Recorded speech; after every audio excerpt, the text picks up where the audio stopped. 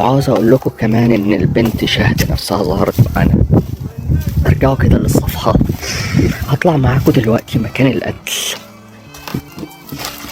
في المكان ده، فين السلم اللي احنا طالعينه ده الدور التاني.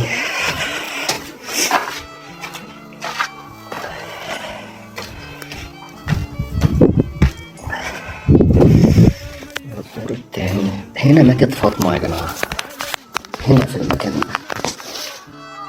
هنا نامت على دي، كانت نايمة ميتة على دي، ودول كانوا وراها.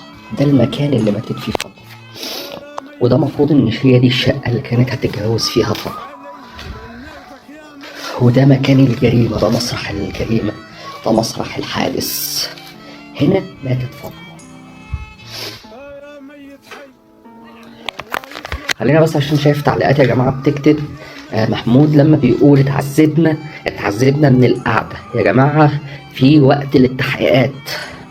انا لو جاي مشوار طويل اقول انا جيت مشوار اتعذبت في المشوار، مش عذاب بمعنى العذاب.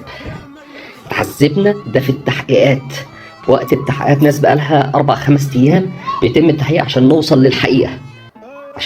للحقيقة، فمفيش داعي بس ان احنا نخرج من قصة الواقعة نفسها محمود تعبان بقاله ايام ما نامش، وحزنه على خطيبته زي ما حضراتكم شفتوا.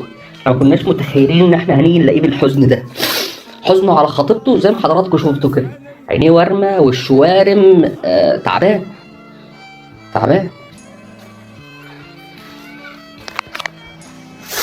دعاء بقى مرات اخو خطيبها، هي اللي جابتها طبعا في المكان ده، وهي اللي قتلتها هنا في المكان ده، لخلاف على الوحدات مين ياخد الشقة الكبيرة ومين ياخد الشقة الصغيرة، فجابتها هنا وقتلتها هنا، اللي هي دعاء مرات اخوها